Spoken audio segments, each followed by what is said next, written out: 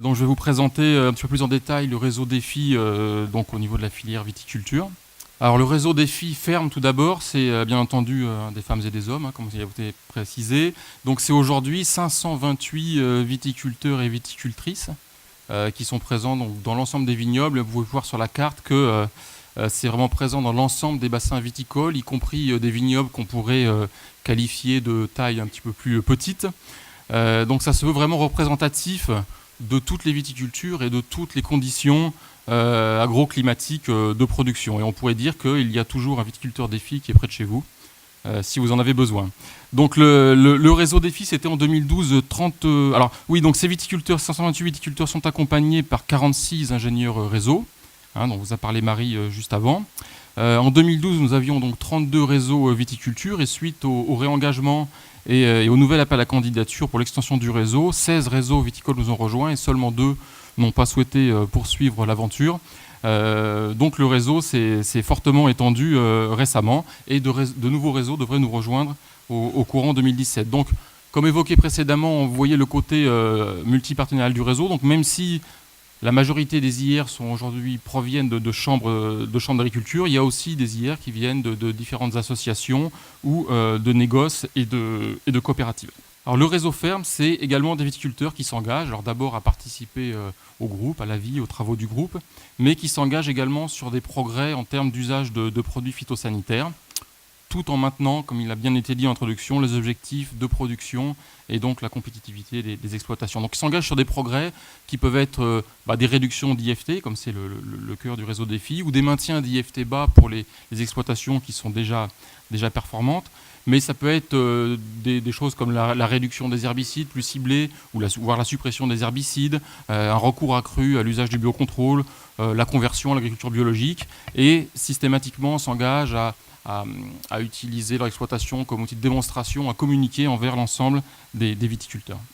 Alors comme Marie l'a expliqué, l'ensemble des groupes ont élaboré des projets collectifs qui vont au-delà de la réduction d'IFT et qui ont pour but de travailler ensemble sur des sujets qui intéressent le groupe. Alors ces projets concernent, vous voyez ici sur le graphique, la répartition en pourcentage des projets collectifs du réseau actuellement. Donc on voit qu'il y a une thématique là, qui est en vert globale de gestion des sols avec peu ou pas d'herbicides, qui concerne la fertilité des sols, la gestion des adventices, les couverts végétaux. Donc une thématique qui est très largement abordée par le réseau Défi, et cette thématique fera l'objet d'une séquence spécifique cet après-midi. Une seconde thématique est celle du biocontrôle, donc de l'utilisation de produits de biocontrôle ou de recours à des régulations naturelles biologiques, qui intéresse également un certain nombre de groupes.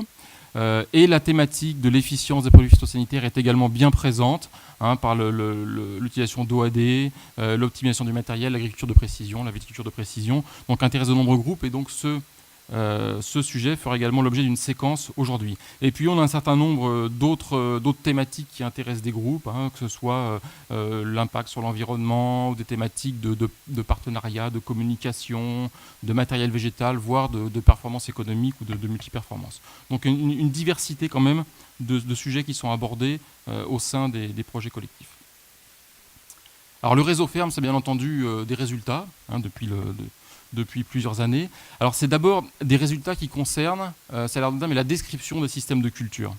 Donc on a aujourd'hui, ou très prochainement, 537 systèmes de culture qui seront décrits assez précisément, décrits par l'état initial des pratiques des viticulteurs à l'entrée dans le réseau, mais également des éléments qu'on appelle nous décisionnels, c'est-à-dire les objectifs de protection que les viticulteurs s'assignent, les moyens qui sont mobilisés pour atteindre ces objectifs, pour maîtriser les bioagresseurs, décrits par des pratiques annuelles qui sont extrêmement précises, comme l'a déjà expliqué Marie, et également décrites par des performances, alors évidemment en termes d'usage des produits phytosanitaires, mais également des performances en termes de rendement, de temps de travaux et de performances économiques.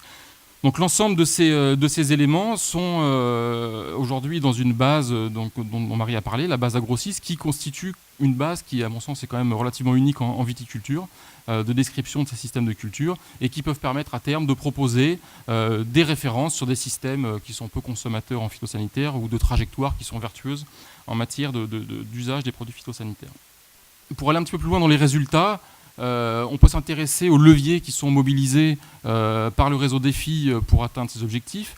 Donc vous avez ici ce qui a été noté en 2016 sur à peu près 260 systèmes de culture. Donc on peut différencier, je pense que vous connaissez assez bien, les leviers en termes de leviers d'atténuation, donc qui ont pour objectif de réduire la sensibilité de la plante aux bioagresseurs, les leviers d'efficience qui vont plus jouer sur l'efficacité de l'application des produits phytosanitaires ou de biocontrôle, les substitutions, donc de substituer de l'application de produits phytosanitaires des méthodes physiques ou des méthodes biologiques, et des leviers qui sont plus de stratégie parcellaire, qui revient à gérer de manière différenciée des parcelles ou des îlots de parcelles sur les exploitations. Donc, sur le graphique, vous pouvez voir, on a demandé en fait aux différents viticulteurs d'identifier les leviers qui étaient mobilisés sur l'exploitation, et donc on peut en tirer le pourcentage de citation de ce levier en fonction des différentes régions qui sont présentes dans le réseau défi. Donc on peut voir que pour la maîtrise des maladies, comme on s'y attendait, c'est les leviers d'efficience qui sont très majoritairement mobilisés, avec également des leviers liés à l'atténuation, avec des petites différences entre les régions, mais finalement assez peu de substitution, de recours au biocontrôle pour les maladies. Pour les ravageurs, on est encore majoritairement sur des leviers d'efficience, mais on voit apparaître effectivement un petit peu plus de orangicides, donc de substitution, notamment liées à l'utilisation d'insecticides biologiques ou de recours à la confusion sexuelle qui est assez présent dans certaines régions, et puis des stratégies parcellaires qui sont un petit peu plus importantes. Bon, malgré le fait que pour les ravageurs, compte tenu du traitement obligatoire contre la cicadale vectrice de la flavescence, c'est un petit peu plus compliqué, mais on voit quand même apparaître des stratégies parcellaires différentes. Et pour la gestion des adventices, on a effectivement là un recours majeur aux leviers de substitution que sont le travail du sol, l'enherbement ou la substitution de l'épamprage chimique avec un épamprage mécanique ou manuel. Alors en termes de tolérance maladie ravageur, donc on voit rapidement sur ce graphique que la majorité des systèmes défis tolèrent une présence maladie ou ravageur sur feuilles ou sur grappes tant qu'elle n'altère pas on va dire le rendement, les performances en termes de rendement ou de qualité des vins. Et on a finalement assez peu de viticulteurs qui n'acceptent aucune présence de symptômes. Alors il y a des petites différences entre les maladies, on voit des choses un petit peu plus importantes pour l'oïdium, mais globalement on a peu de viticulteurs qui ne tolèrent aucun symptôme de maladie, ce qui est quand même plus facile pour mettre en place des systèmes économes en phytosanitaire. Alors en termes de résultats, donc de consommation de phytosanitaires. Donc on a pu faire une étude sur 192 systèmes de culture qui sont suivis dans le réseau depuis 2013, pour lesquels on a l'état initial et l'ensemble des éléments depuis 2013. Donc vous avez ces éléments dans le graphique ici, vous avez en fonction des années l'IFT. Alors donc on peut voir d'abord que, on savait déjà, c'est pas une surprise, une majorité de fongicides qui sont employés en viticulture. En termes d'insecticides, on est un IFT autour de 1,3, 1,4, on a peu d'évolution au cours des années parce qu'effectivement on a un poids des traitements obligatoires contre la flavescence qui est important et qui freine un petit peu ces évolutions. Pour ce qui est des herbicides, on a un IFT moyen relativement faible, inférieur à 1, sachant que 30% des systèmes de culture défi sur ces données sont sans herbicides. Alors en termes de dynamique dans le temps, on voit qu'effectivement on a une dynamique vertueuse entre l'état initial et puis l'année 2015 avec des baisses régulières moyens d'IFT sur l'ensemble du réseau. Et puis 2016 confronté à une année particulièrement difficile, je pense que vous la connaissez, en termes de pression parasitaire et également d'accidents climatiques gel-grêle qui a survenu dans beaucoup de vignobles. Donc la pression parasitaire est illustrée ici. On demande aussi également à l'ensemble des ingénieurs réseau et des viticulteurs de donner un avis sur la pression parasitaire qui est observée sur les systèmes de culture. Et donc on peut voir ici, alors c'est bien le fauteuil, je vais y arriver, mais que globalement on a une année 2016 qui a eu très forte pression mildiou et qui a engendré des traitements nécessaires supplémentaires contre ce deux bioagresseurs. Donc une remontée effectivement d'IFT en 2016. Néanmoins, ces données montrent que les réseaux défis sont capables de s'adapter aux caractéristiques de l'année, notamment la pression parasitaire. On peut voir également que l'IFT moyen 2016 n'est pas supérieur à l'IFT initial, malgré une année extrêmement difficile, et puis qui reste inférieur également à l'IFT moyen, qui est enregistré donc, lors de l'enquête pratique culturelle, donc, qui a été réalisée ici en 2010 et ici en 2013, et on attend effectivement les résultats 2016 pour pouvoir mieux évaluer les performances du réseau par rapport à cette référence. Donc voilà, on le savait, il y a un effet annuel qui est extrêmement fort, qui est extrêmement important, d'où l'intérêt de prendre en compte cette variabilité et de voir les performances dans le temps. Et donc on a essayé de faire ce travail en faisant quelque chose de très simple, qui est la moyenne de l'IFT entre 2013 et 2016, qui permet d'apprécier la dynamique globale au cours des différentes années par rapport à l'état initial et par rapport au classement à l'état d'IFT de référence. Donc vous voyez sur ce graphique la relation pour chaque système de culture, on est sur 160 systèmes de culture, entre l'IFT initial et l'IFT moyen 2013-2016. Et donc on voit que 60% quand même des systèmes de culture ont un IFT moyen qui est plus faible que l'IFT initial, donc on a réduit leur IFT à peu près jusqu'à 30% pour la majorité, voire pour plus de 30% pour 11% des systèmes de culture.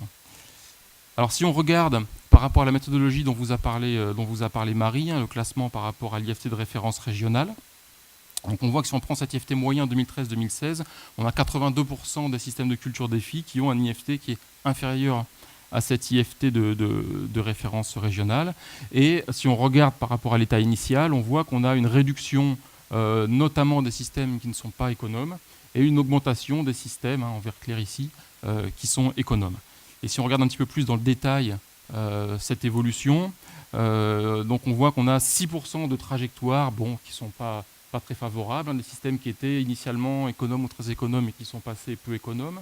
Une partie, 53% des systèmes qui se maintiennent orange, ici peu économes, voire pas économes.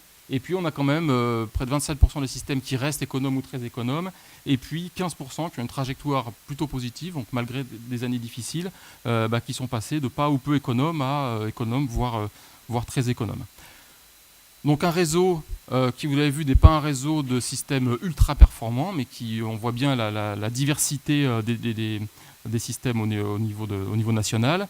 On a des points qui restent à améliorer, et là ça trace un petit peu la feuille de route des années à venir, c'est-à-dire que s'intéresser aussi aux freins au changement, pourquoi certains systèmes n'ont pas, voire pas suffisamment évolué, et puis on a aussi des systèmes qui sont robustes, qui marchent bien, et donc là tout l'enjeu est de la diffusion, de la communication et de la diffusion à l'ensemble des viticulteurs. Alors maintenant le dispositif XP. Donc le dispositif XP Viticulture, donc il a permis de structurer un réseau autour de 6 plateformes régionales, 6 projets.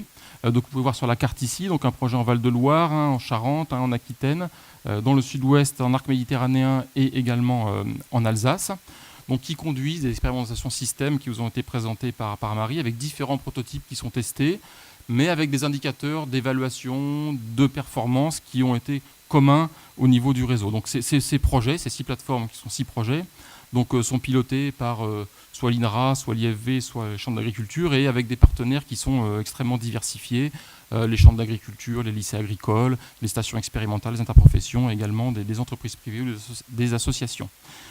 Donc 6 projets qui en tout font 27 sites expérimentaux et 48 systèmes de culture défi qui sont testés sur ces expérimentations. Alors en termes de projets, il y en a, donc on est sur des projets qui tournent depuis maintenant quelques années. Donc 3 projets vont s'arrêter en 2017 et les 3 suivants s'arrêter en 2018. Alors dans ces systèmes, donc on a des objectifs de réduction d'IFT, qu'il a été dit, sont assez ambitieux, donc en rupture avec la pratique, donc, qui sont en général de 50%, voire jusqu'à 80% de réduction d'IFT, tout en cherchant à maintenir les objectifs de production, mais en prenant des risques, beaucoup plus que ce qui peut être fait par les praticiens. Donc ces systèmes mobilisent les différents leviers possibles avec des thématiques spécifiques qui sont abordées par des projets. Donc on peut citer, vous les avez ici, pour ce qui est de la lutte physique, la thématique enherbement, engrais vert qui est assez présente dans les projets. Très présente également la thématique lutte chimique à travers l'élaboration de règles de décision qui sont innovantes pour la gestion des traitements. On aura des exposés tout à l'heure. La thématique du biocontrôle qui est également présente à travers l'utilisation de produits biocontrôle. Des projets qui travaillent sur la modification de l'architecture des plantes pour améliorer les leviers d'atténuation. Et également sur l'action sur l'inoculum, des projets qui travaillent sur l'association de cultures ou les cépages résistants au mildiou à l'oïdium qui ont été testés et qui concernent plusieurs projets. Et donc cette thématique des cépages résistants qui fera l'objet d'une séquence cet après-midi. Alors en termes de résultats, Très rapidement, donc vous avez ces graphiques sont extraits du document de synthèse du réseau XPVT qui est disponible en ligne, notamment sur le site Ecofitopic, et vous pouvez consulter pour plus d'informations. Donc on voit que si on prend le même classement d'une méthodologie défi, on voit que la quasi-totalité des systèmes testés sont effectivement économes et beaucoup sont très économes, plus de la moitié. Et comme il a été dit effectivement par Bernard Engelras tout à l'heure également, on voit que quand on compare la distribution des IFT des projets XP par rapport au réseau ferme sur les mêmes régions pour les mêmes années, on a des réductions qui sont très importantes. Donc même en mobilisant des leviers, on va dire de la même catégorie, on voit qu'on va plus loin en essayant d'être un peu plus en rupture et de réduire un peu plus les IFT. Alors également, en termes de performance, donc ce graphique synthétise un peu des résultats. En termes vous avez ici la réduction d'IFT par rapport à la référence régionale et le pourcentage d'atteinte des objectifs de rendement. Donc on peut voir que, alors déjà il n'y a pas de relation entre la réduction d'IFT et l'atteinte des objectifs de rendement, donc c'est quelque chose qui est connu mais qui est toujours bon de rappeler. On a une majorité de systèmes qui atteignent à peu près 90 à 95% de l'objectif de rendement, donc qui sont satisfaisants. En vert clair, vous avez ici quelques points qui sont dus à des accidents climatiques type grêle, gel, indépendant du système qui est mis en place. Et puis, on a effectivement notamment quelques points, quelques situations où les dégâts de maladies ravageurs, voire la concurrence hydrique, donc liés au système qui est mis en place, amènent des cas qu'on peut qualifier entre guillemets d'échecs, mais donc ne permettent pas d'atteindre les objectifs de rendement. Donc ça permet d'identifier des systèmes qui sont relativement robustes, qui permettent de répondre aux différents aléas. Et puis ces cas d'échecs entre guillemets sont finalement extrêmement intéressants, car ils sont souvent les plus informatifs pour faire évoluer les systèmes, pour avoir des informations pour les viticulteurs. Et c'est un peu aussi le rôle de ces expérimentations d'aller assez loin, d'être en capacité de se tromper pour obtenir des informations. Voilà, donc pour conclure, le réseau Défi et Viti, c'est aussi des productions, donc des synthèses, une synthèse ferme, une synthèse XP, comme elle a déjà été évoquée. C'est un certain nombre de ressources qui sont aujourd'hui présentes sur Ecofitopic, des fiches trajectoires, 22 fiches trajectoires au niveau des fermes, 6 fiches qui présentent les projets XP, 20 sites qui présentent les sites XP, à venir également des fiches sur les systèmes, donc un certain nombre de ressources qui peuvent être utilisées. C'est de très nombreuses actions de communication, des actions de démonstration qui sont faites par les réseaux fermes. À titre d'exemple, plus de 138 actions ont été conduites en 2015, des différentes communications dans des conférences à de publics variés, des plaquettes, des affiches, des posters, j'ai pas tout mis, il y en a énormément, des pages web, bien sûr, des films. Il y a finalement pas mal de films qui sont produits aussi bien sur les réseaux fermes que sur les réseaux XP. Et puis des articles, beaucoup d'articles à destination de publics variés, donc des articles à destination essentiellement des viticulteurs, la presse technique, des articles également scientifiques, à destination des scientifiques, et puis dans la presse grand public aussi, qui relaie souvent les travaux et les informations du réseau Défi. Je vous remercie de votre attention.